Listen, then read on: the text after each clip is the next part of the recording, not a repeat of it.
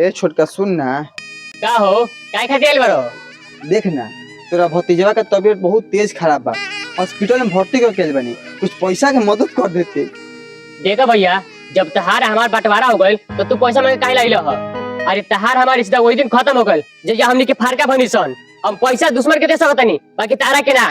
जा। ए मंजीत कहाँ जाते रही यार, आओ ना है ने। हाँ होता नहीं।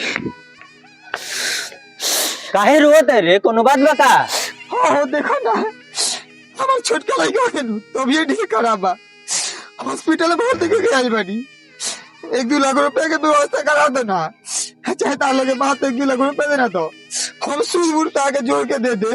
अरे ई कब के बात रे, ते अभी हमें की बताओ तरे। अब पैसो मांगे आइल बड़े तो सूद मूड पे मांगे आइल बड़े। अरे हम सूदी पैसे मांगने हैं कि गौर नहीं अपना छोटका भाई में लगे पैसा मांगे तो दे से मना कर देना को कहता नु कि तार हमारी तो वही खत्म हो गई जी, हमने के फड़का हो गई सन।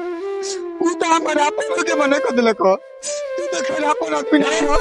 ई ते कैसे सोच ले हो कि तोरा अपन मदद ना करी तो गैरो मदद ना करी। ई दोस्ती कहिया काम आई।